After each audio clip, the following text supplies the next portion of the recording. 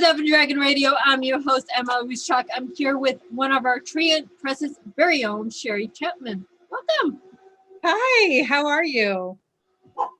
I can't be better. We just published a brand new book, which is yours, which we're here to discuss. It's called Killer Revisited. Yeah, I'm really excited about it. And I just can't wait to get it out there in front of people. I mean, it's already there. We have it ready for our wonderful audience. And, you know, tell us a little bit about the book. I mean, I love it. It's not, it's not 600 pages long, but it's a wonderful story. Yeah, it's a little bit shorter of a novel. I mean, it's under 100,000. It's about 60, a little less maybe, after many edits. But I started it. It was originally going to be part of an anthology about reincarnation, and it just took off on me. So I decided to make it into a novel. But it's about a clone that the Army has made super soldiers, and they want to make them, right now they're kind of operated by hand controlled devices, and they want to make them self-sufficient.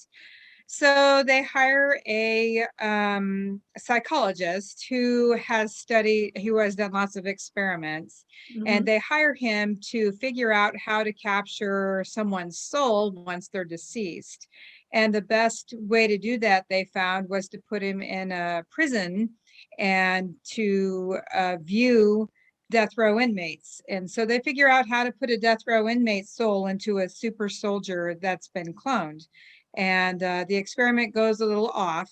Of course. I mean, you have scientific experiments. So we have Dr. Jekyll, Mr. Hyde going on. For sure. Army's taken over the experiments. So now we have Total Recall or Terminator going on. Okay, kind of, yeah. Yeah, so I'm just branching off into well-known things that we're merging all together in this one very awesome book. Yeah, and I kind of, I'm all over the place in it because, again, like I said, it was a short story, and my editor was like, put this in and put that in, and we need backstory here. So it kind of, I jump around in time quite a bit, and I jump around a little bit in perspective. So you're in the murderer's mind, the cloned guy.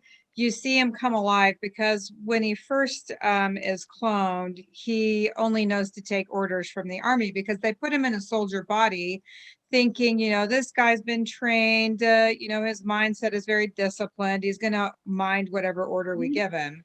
And then slowly, as he's an assassin, and as he's assassinating, the murderer kind of sparks memories in his brain, and they have a pill that basically makes him invincible. So if he takes the pill, it kind of heals his body and it's healing his mind.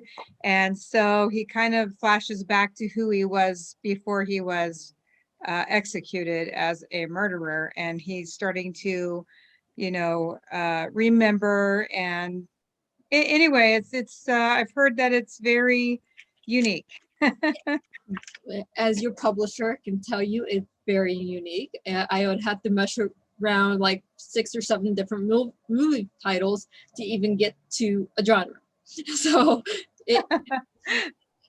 going through this and going, okay, is this a crime novel? Is this a thriller? Is this exactly? I was struggling too. I'm like, I don't even know what genre this is because we're inventing a genre at this point because fantasy, science fiction, crime, drama, thriller, suspense.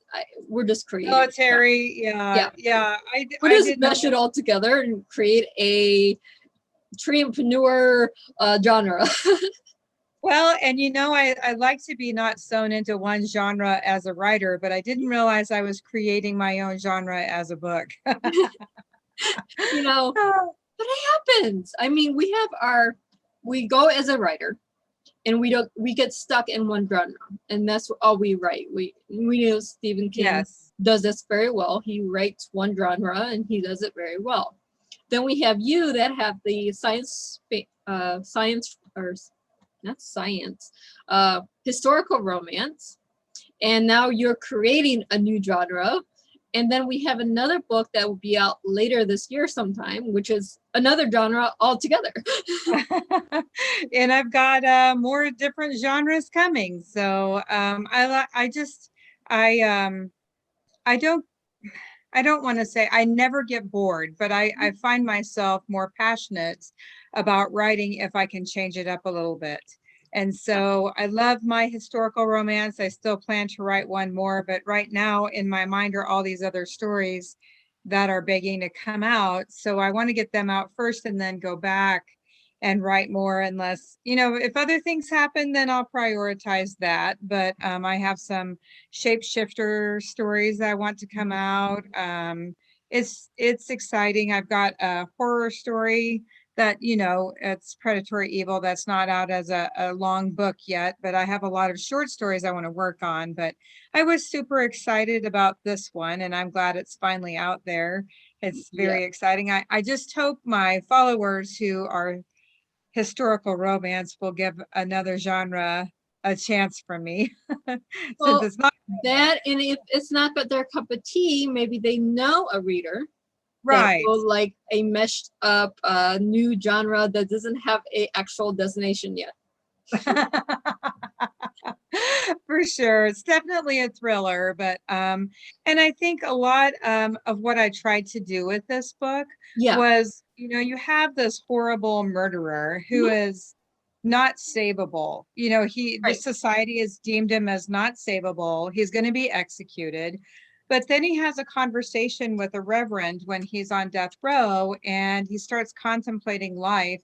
And he remembers this guy when he comes back. And, he wanted to change and not murder people as a murderer, but he couldn't do it. And then, this cure pill started really helping him. And so throughout the book, even though it is kind of it's semi-horror, it's a little bit of a horror story, but more military detective. I don't know, like you said. Yeah. You made a genre in your book. I don't know where this genre is going to go.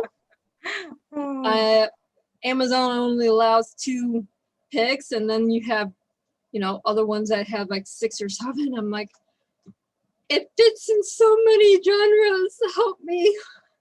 Yeah. I mean, it's a little gory, but not bad. I mean, I try to edit out, you can think of how bad it is, but I don't describe it super in detail. But it is about these detectives trying to figure out what is going on. And so it is a little bit of a detective story.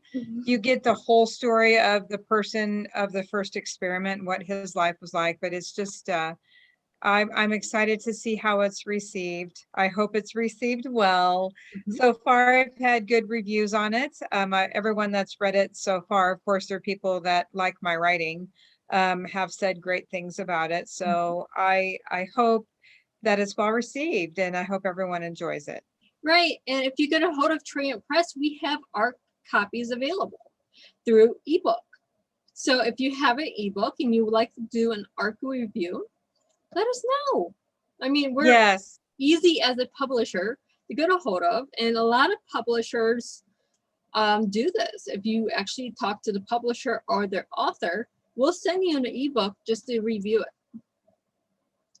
Yeah, I'm excited about that. I've been trying to send out a few ebooks to my publicist, has been reaching out to people on LinkedIn, and that's how I got my first review. And so yeah, if you want a free copy for a review in return, that would be amazing to help me get out there and get us publicized and word of mouth, and tell all of the people, if you like it, hey, this is a great read.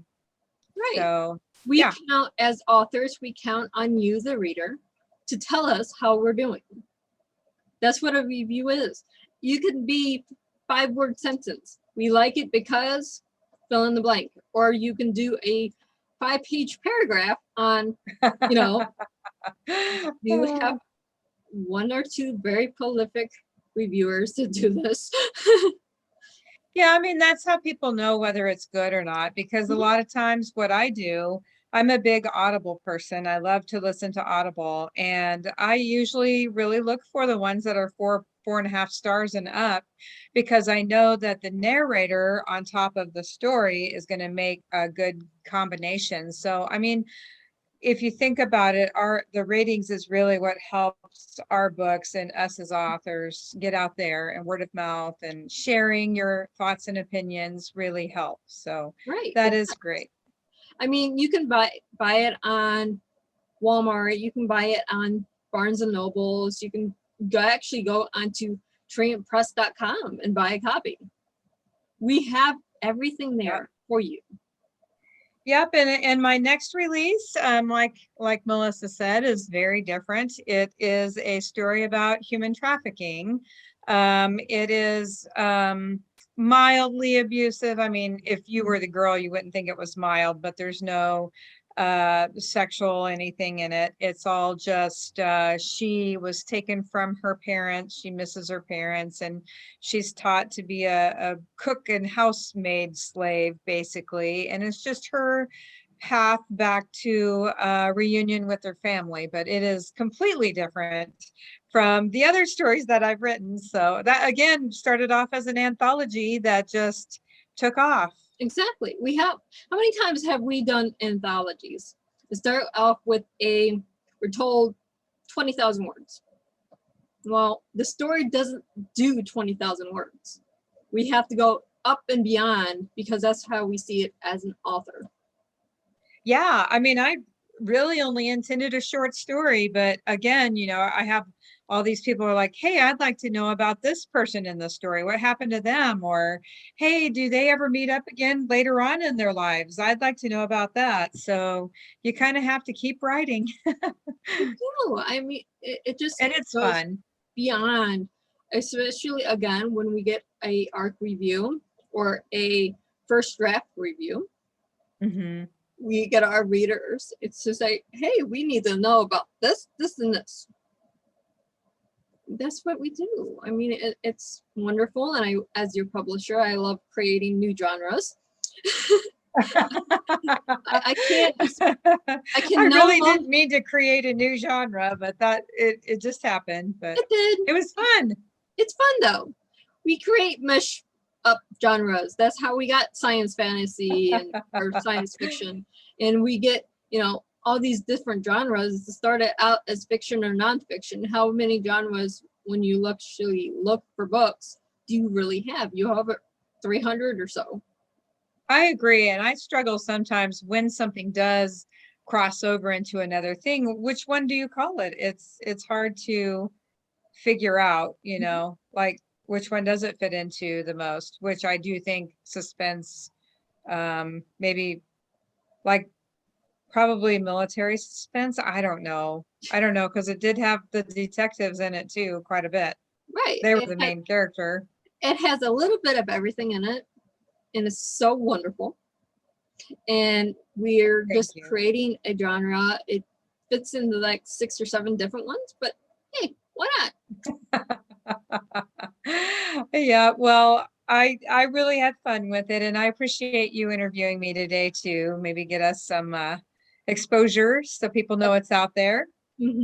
Always trying to get our authors as much exposure as possible, not only for in-house but other authors as well. Yes, and you do a great job. That's very nice. Because what is this radio show for anyways? It's for authors to promote your book. Yeah, I agree. I'm very thankful you're an author that comes on here and actually discusses your book, rather than me trying to discuss the book and have it a one-sided conversation. Right, I agree. And for people who aren't familiar with me, I can talk a little bit about my other books since we still have some time. Yes, please. The Passion series seems to be, right now, it's my oldest book that's been out there. And it is, well, actually, yeah, I think it's one of the first books I published.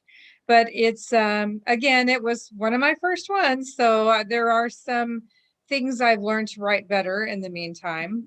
But I think people really enjoy it. I switch perspectives a lot between there's a war chief who is fascinated with a blonde woman. It's the first time white settlers have moved into his territory, and he kind of saves her from someone and takes her back to his village, and she thinks she's just healing and she's going to return to her people, but it's her learning about a new culture, a new language, and of course there's the romance between her and the chief. Mhm. And so there's And it's not made for children. no, it's not super explicit, but there are some scenes that are not appropriate for children. It does have violence in it. Um, but it was really a fun write too, and I found a lot of people really have enjoyed it. I'm almost up to 50 reviews on Amazon, I think, and I'm excited about that. So again, review if you like it, especially. Right. But Okay, what people don't understand is with small press publishers, reviews on Amazon, you have to have X amount of reviews before they promote your book. right. Well, how do you get these reviews? Because if you pay for them, doesn't Amazon kicks a lot of them off. Yep, they sure Um, do. If you know the reviewer because you're friends on Facebook, they kick it off. It's very hard to get reviews because they think if someone knows you, they're just giving you a fake positive review. But, how are you supposed to get them? I mean, most of the time, the people you know are the ones who read it first. Right. I And mean, they either don't leave a review, especially if they don't like it, or they leave a good one and then Amazon kicks it back. It's not right, but it's an it is what it algorithm that we need to get past. I would love to have the marketplace be more reviewer friendly because me too. honestly, I have how many people following me on Facebook? If any of those people who follow me on Facebook write a review, I can guarantee at least 80% will be clicked up because they follow me on Facebook. Yeah, and how are you supposed to, what are you supposed to do if you like somebody? You follow them. I Right. mean, that's what I do with my favorite authors. I get on there and I follow them, or TikTok videos of things I like, I Mhm, follow them. mhm. That's how you get more of their stuff. So that's doesn't make sense to me, but It doesn't make sense to me either. I'm a publisher and an author and it doesn't make sense. So I don't know how to fix it, but well, I know how to fix it. It would be called make a new marketplace. That's right. not Yeah, yeah, Amazon. yeah. That'd be great. But at the same time, how do we get the people that buy on Amazon to go to a new marketplace? Right. So it's Exactly. 50-50, but it is what it is. We have in the Passion series 3 wonderful books out by you with Yeah, the first book is a full novel. It is probably about 100,000 words, maybe a little more. The second book is a continuation. She actually, kind of a spoiler alert, but she does marry the chief and then she's off on another adventure. Mhm. Um, and again, it's a lot of tribal customs and things like that. She meets a new tribe and has to learn things again, Yeah. but it is different from the first book. And then the third book is a little novelette or novella about how Chief Spirit Bearer rose to power. Most of the time, Indian chiefs aren't chiefs so young, and it kind of tells about how he achieved this status where it's highly abnormal for that to happen. Right. So, and again, that was an anthology turned into a story, but and then I Well, have one other book, but go ahead. Did you have? well, not only that, the rising into power actually came when we started going into speaking to Native Americans that are Native American today and tribes of, how do they normally do this back then? We didn't, is all part of the research problem. Oh yes, yes, and there's nothing better than authentic, Mhm. people to talk to. I loved it, and I've had a lot of reviews say they can tell I did a lot of research. They can tell it's pretty accurate. I mean, it's not, of course, some of the stuff I made up because a lot of Indian customs are very private. Mhm. And so I had to research and then add with my imagination some of the things. So when I have been told that it's pretty accurate, I'm like, wow, that's awesome. I want to do them justice because I highly admire the culture and the people they were. So, Right. and still are today, but it was way different back then than Mhm. it is today. It is. I mean, if you go to the Native American culture today on any of the reservations, it's completely different from what it was in the time period you were Hmm. depicting in your novels. Right. It's been Yes. watered down and changed over the years, decades.